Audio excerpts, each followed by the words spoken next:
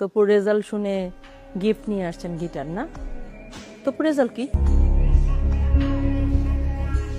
Sorry, মানে তপুর রেজাল্টটা কি?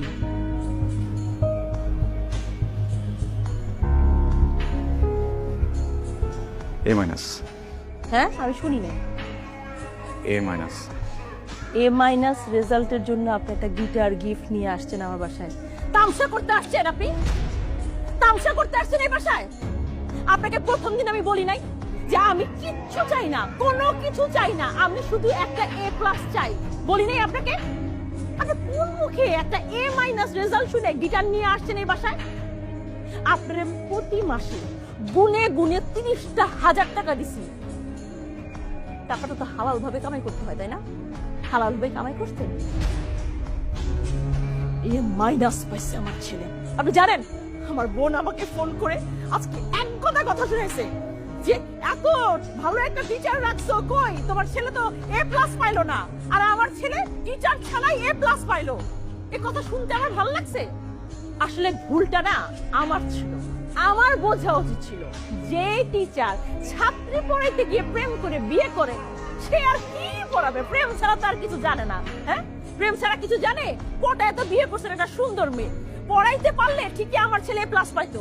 আপনি কিন্তু এবার একটু বেশি বলছেন। আমি বেশি বলছি না, আমি যা বলতেছি ঠিকই বলতেছি। যদি ভালো টিচার হইতো তাইলে পড়াইতো আমার ছেলেরে। আবার সরি, আমি আপনার ব্যাপারটা বুঝতে পারতেছি। ওয়াইফকে নিয়ে তেমন একটা বের হওয়া হয় না। আজকে আসছি তো, আরেকদিন আসি। আপনার যা যা ইচ্ছা আপনি বলেন, ওর সামনে প্লিজ।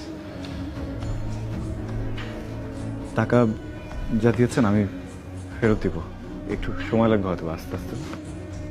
বউ নিয়ে বের হইছেন, হ্যাঁ? তাহলে মুখটা উজ্জ্বল করে বের হইতেন। এরকম একটা ডাব্বা মার্কা রেজাল্টের জন্য বউ নিয়ে বের হওয়ার তো কিছু হয় নাই, তাই না? আর টাকা ফেরত দিবেন পারবেন? 30,000 টাকা প্রতি মাসে কত হয় জানেন? হ্যাঁ, একসাথে কতগুলো টাকা হয় জানেন? পারবেন এতগুলো টাকা ফেরত দিতে? এতগুলো টাকা কোনোদিন নিজের চোখে দেখছেন আপনি? আসছেন টাকা ফেরত দিতে, আবার বউ নিয়ে ড্যাং ড্যাং করে আসছে গিটার নিয়ে।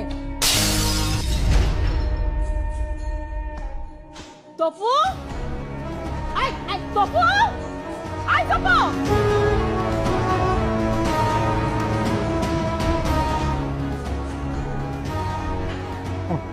ছেলে ছেলে কি অবস্থা? তবু কই, চলো। লাভ নেই,